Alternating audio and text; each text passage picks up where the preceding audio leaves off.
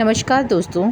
आज हम बात करने जा रहे हैं अभिनय की दुनिया का एक चमकता सितारा और एक चमकता नाम जो आज भी दिलों पर राज करता है, दिव्या भारती। जी हाँ, ये नाम किसी भी पहचान का मोहताज नहीं है।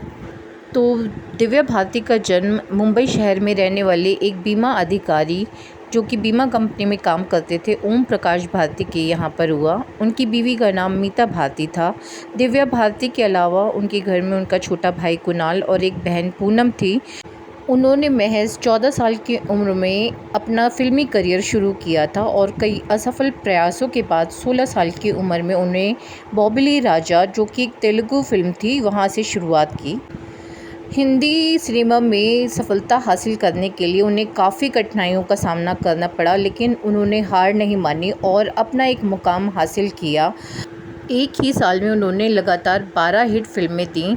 उनके कुछ फिल्मों के नाम हैं दिल का क्या कसूर, विश्वात्मा, दिल आशना है, दीवाना, शोला और शबनम, बॉबीली राजा, रंग, राउडी उल्लूडू, गीत, आंदोलन, जान से प्यारा, असेंबली राउडी, दुश्मन ज़माना, शतरंज, ना इल्ले ना स्वर्गम, थोली मुड्डू, वक्त हमारा है, एक और फौलाद, रामपुर का राजा, नीले पन्ने, आदमी। उन्हें film fair lux new face award भी दिया गया। Divya started her career in Bollywood, Tamil and Telugu movie industries. She has millions of followers on Instagram. वह बहुत ही कम समय में खुद को 90 के दशक की प्रमुख अभिनेत्री के रूप में स्थापित करने में कामयाब रहीं। एक इंटरव्यू के दौरान उन्होंने बताया था कि उनका मन जो है पढ़ाई में बिल्कुल नहीं लगता था और वो सिर्फ़ और सिर्फ एक्टिंग के बारे में सोचा करती थी।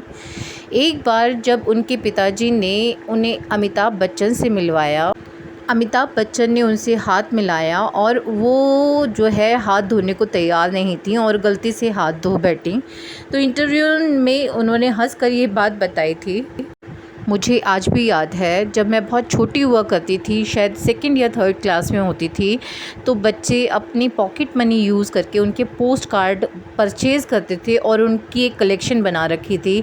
मुझे याद है कि हमारी क्लास में वो सब डिस्कस होता था, किसके पास सबसे अच्छी फ़ोटोज़ हैं और किसके पास सबसे अच्छी कलेक्शंस हैं। तो वो टाइम ही कुछ और था, इतना क्रेज़ था दिव्या भारती का। और जब मैं बहुत छोटी थी और एक दिन खेल रही थी अपने रूम में, और हमारे यहाँ ट्रांजिस्टर हुआ करता था जिस पर गाने और न्यूज़ सुना करते थे लोग, उस ट्रांजिस्टर पर मुझे पता चला, न्यूज़ चल रही थी और उसमें मुझे पता चला 5 अप्रैल 1993 में उनकी रहस्यमय मृत्यु हो गई थी। और उसमें बताया गया था कि उनका निधन हो गया है, जिसका मतलब मुझे बिल्कुल भी नहीं पता था और क्रेज़ इतना ज़बरदस्त था, तो मैंने अपने आप ही अंदाज़ा लगाया कि निधन का मतलब निर्धन हो सकता है। और जबकि मुझे बाद में पता चला कि वो अब नहीं रही थी इस दुनिया में और मुझे बहुत दुख हुआ। 1993 में मैं करीब 11 से 12 साल की रही होंगी और उनकी जब मृत्यु हुई थी वो केवल 19 साल की थी। तो बहुत छोटी सी उम्र में उन्होंने अपना करियर बनाना शुरू किया था। 14 साल की उम्र में उन्होंने एक्टिंग शुरू की थी और 16 साल की उम्र में उन्होंने सफलता के झंडे गाड़ दिए थे पूरी जगह। शोला और शबनम की शूटिंग के दौरान, जिसमें वो गोविंदा के साथ अभिनय कर रही थीं, उसी दौरान उनकी मुलाकात साजिद नाडियाडवाला से हुई और दोनों जल्द ही प्यार में पड़ गए। 10 मई 1992 को दिव्या भारती और साजिद नाडियाडवाला ने शादी रचाई और उसके बाद उन्होंने इस्लाम कबूल कर लिया। दिव्या भारती ने अब इस्लाम कबूल करने के बाद अपना नाम सना नाडियाडवाला रखा था। पहले उन्होंने शादी को छुपाया था, लेकिन बाद में मीडिया में खबरें उठने लगीं और बाद में उन्होंने डिक्लेयर कर दिया कि वो अब शादीशुदा हैं। वो बहुत ही काइंड हार्टेड थी। हिंदी सिनेमा में जब उनकी सफलता के झंडे परचम लहरा रहे थे, ऐसा कहा जाता है कि कोई भी अभिनेत्री आज तक ऐसी नहीं है जिसने पहले ही साल में 12 हिट फिल्में दी हों। एक्ट्रेस के अलावा दिव्या भारती में एक प्रभावशाली दमदार व्यक्तित्व की भी छवि नज़र आती थी। वे बेहद चंचल थीं और अपनी पीढ़ी की सबसे अट्रैक्टिव एक्ट्रेस कही जाती थी। 1992 में जब उन्हें विश्वात्मा फ़िल्म के लिए अभिनय का चांस मिला तो उन्होंने अपने अभिनय का पूर्ण परिचय दुनिया को दिखा दिया। इस फिल्म में सात समुंदर पार मैं तेरे पीछे आ गई गाने में बॉलीवुड पे एक नशा सा छोड़ दिया था। उन्होंने अपने चाहने वालों को मंत्रमुग्ध कर दिया था। विश्वात्मा के बाद उन्होंने पीछे मुड़कर नहीं देखा और बैक टू बैक 10 फिल्मों में अपने ज़बरदस्त अभिनय का जलवा दिखा दिया। उनके चाहने वालों के दिल में उन्होंने अपनी अलग जगह बना ली थी। उनकी कुछ हिट फिल्मों के नाम हैं दिल आशना है, दीवाना, जान से प्यारा, दिल का क्या कसूर, गीत और रंग और शतरंज जो है 2 ऐसी फ़िल्में हैं जो उनकी मौत के बाद रिलीज़ हुई थी और दुनिया को इतना बड़ा शॉक लगा था। उन लोग सदमे में आ गए थे।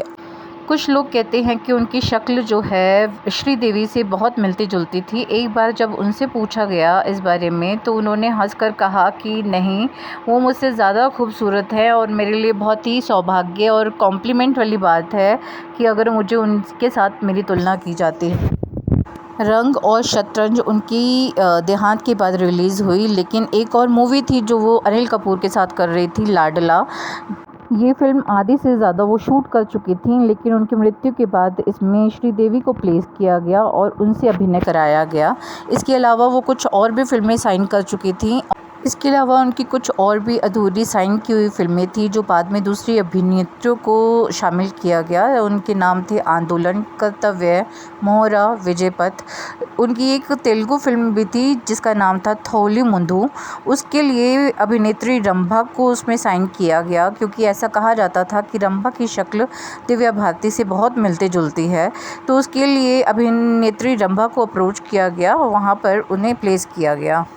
यहाँ पर दिव्या भारती की एक बहुत ही फेमस फिल्म बलवान का एक दृश्य है जो मैं आपके साथ शेयर कर रही हूँ। आई होप आप भी इसे एंजॉय करेंगे। और अब शुरू होता है दृश्य। अब बताओ भी क्या बताना है। दीपा मैंने एहसास किया है कि क्या एहसास किया है? एहसास किया है कि सिर्फ एहसास करोगे या कुछ आगे भी बताओगे? मैं भी तुमसे प्यार करता हूँ दीपा। प्यार? दीपा प्यार? मगर मैं तो तुमसे प्यार नहीं करती। मैंने तुम्हारी मन की बात जान ली ना। कहीं तुम पागल तो नहीं हो गए? तुम्हारे प्यार में पागल हो गया हूँ। फिर तो लगता है तुम्हारा पागलपन उतारना ही पड़ेगा। कैस? और हाँ कह रही है?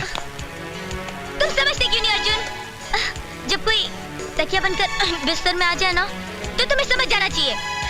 ये कहती है मुझे तुमसे पीफा प्यार हो गया है। बोलो ना सबके सामने, बोलो।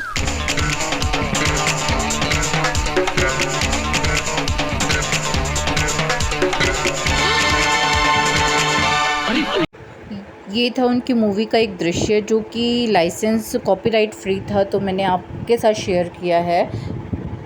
उनकी मौत को लगभग अब 30 साल पूरे हो जाएंगे 2023 में। और ये देखिए कि मैं बहुत छोटी हुआ करती थी जब मैंने उनको देखना शुरू किया था और उनकी छाप जो है ना, उनके जाने के 30 साल बाद भी आज भी मेरे दिमाग में उतनी ही तरोताज़ा है, जिसके लिए मैंने उठकर ये वीडियो बनाने का निश्चय किया। तो आप सोच सकते हैं कि उनकी जो पॉपुलैरिटी थी वो किस कदर उनके चाहने वालों के दिमाग पर चढ़ी हुई थी।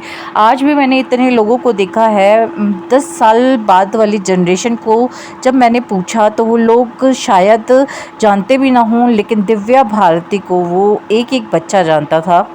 उनकी असमय हुई मौत को आज भी कोई नहीं भुला पाया है। 5 अप्रैल 1993 का वो दिन था जब पता चला कि उनकी अपने तुलसी अपार्टमेंट जहाँ पर वो रहा करती थी वहाँ के 5वें मंजिल से गिरने से उनकी मौत हो गई। तब वो महज 19 ईयर्स की थी।